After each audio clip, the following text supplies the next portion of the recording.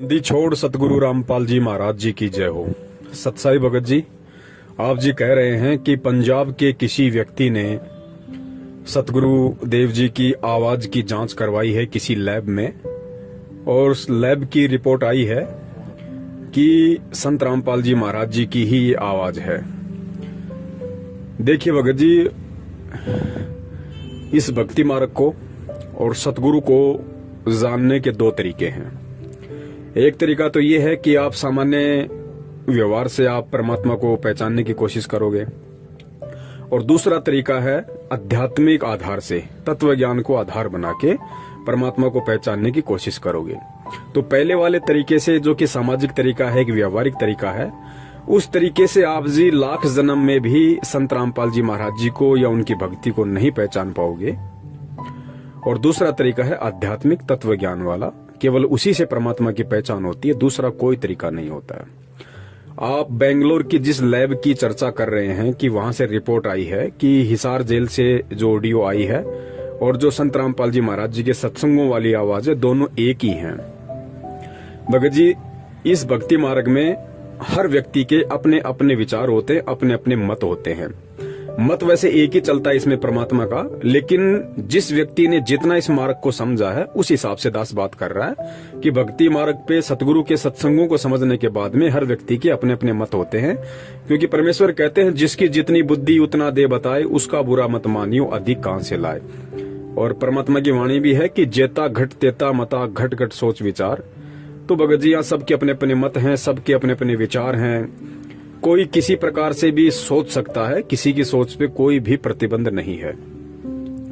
और जिस लैब की आप बात कर रहे हैं भगत जी, ये आप तो बेंगलोर की बात कर रहे हो बड़े भैया, मैं आपको दुनिया के सबसे बड़ी लैब की बात बताता हूं। जो दुनिया की बड़ी बड़ी लेबोरेटरी हैं, जिन्होंने शोध किए और कई वर्षों के बाद उन वैज्ञानिकों ने उन्हीं लेबोरेटरीज में शोध कर करके, गहन अध्ययन कर करके, दुनिया भर के प्रपंच लगा लगा के उन्होंने ये निष्कर्ष निकाल दिया और पाठ्यक्रम की पुस्तकों में लिख दिया कि इंसान की उत्पत्ति बंदर से हुई है।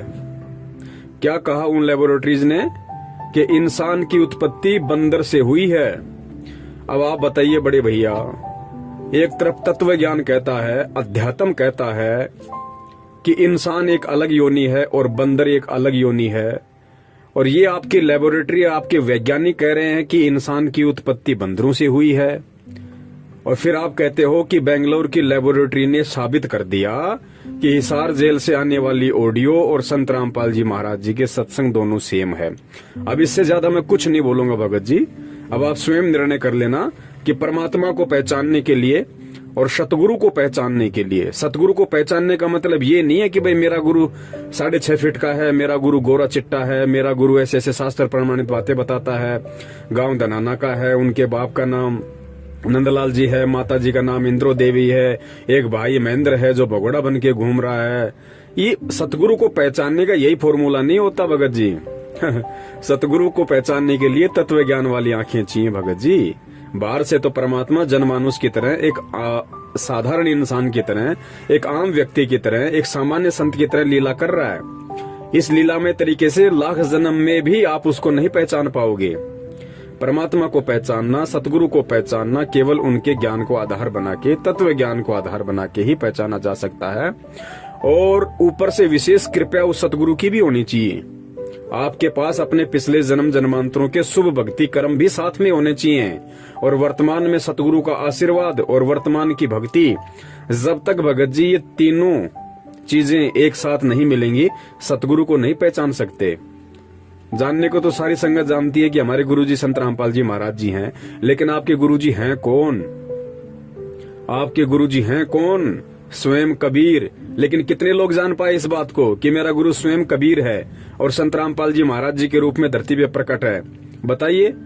अभी कुछ ही दिन पहले की बात है, शायद 2 महीने बीते हैं, सितंबर के महीने में 90% संगत ने उनका जन्मदिन मना दिया।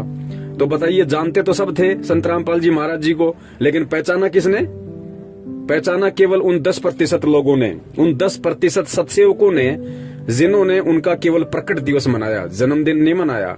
क्योंकि सत्सेवकों को पता था कि ना सतगुरु जननी जने जाके माना बाप, पिंड ब्रह्मंड से रहित है ना वहां तीनों ताप। सतगुरु यदि हम उनको कहते हैं तो सतगुरु कहने से पहले ये दिमाग पे जोर देना चाहिए कि सतगुरु के विषय में कबीर साहब ने कहा कि ना सतगुरु जननी जने, कि जो सतगुरु होगा वो कभी भी माँ के गर्भ से जन्म नहीं लेता। तो या तो उन्हें सतगुरु कहना छोड़ दीजिए, और अगर कोई उन्हें सतगुरु कहता है तो फिर उसको मानना पड़ेगा कि सतगुरु माँ के गर्भ से जन्म नहीं लेता। सतगुरु कभी किसी जननी से जन्म नहीं लेता।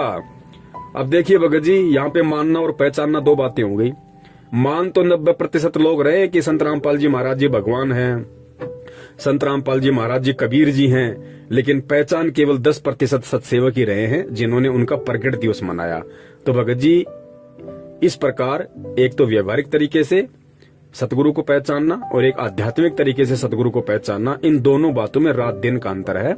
और सतगुरु की आवाज, परमात्मा की आवाज, कबीर की आवाज को एक लेबोरेटरी बता देगी कि ये कबीर की आवाज है।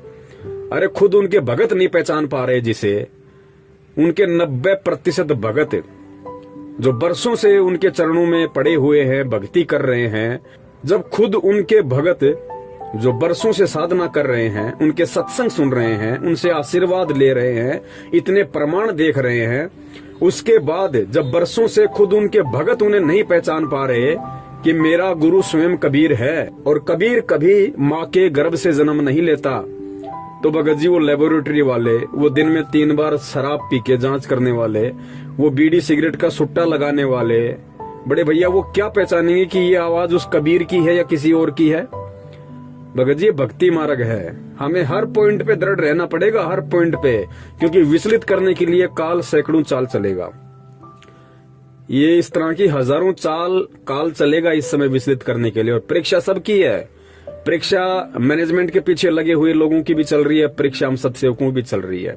और भगत जी ये दुनिया के बड़े बड़े महान वैज्ञानिक और बड़ी बड़ी ये महान लेबोरेटरी ये पिछले 8-10 महीनों से दिन रात चक्कर काट रहे हैं। इनके सर में दर्द हो गया, इनके सर्दियों में पसीने टपकने लग रहे हैं।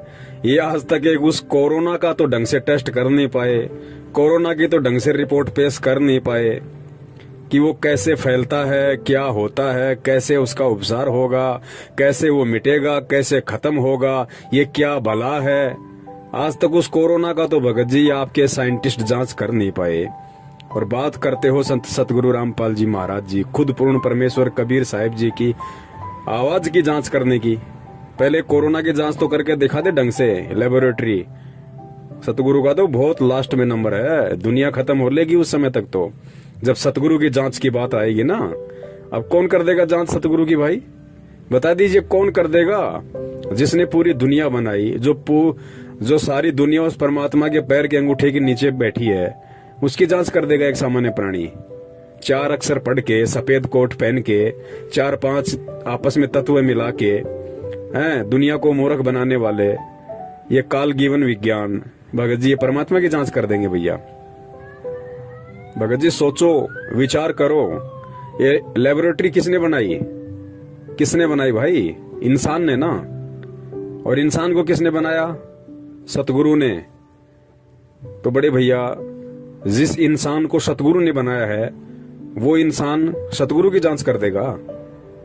भगत जी विचार करो, ये तत्व ज्ञान है, धोखा मत खा जाना। काल हर तरीके से झकझोर के देखेगा। एग्रीमेंट है परमात्मा का और काल का, दोनों का। परमात्मा ने अपना ज्ञान दे दिया, खुला छोड़ दिया।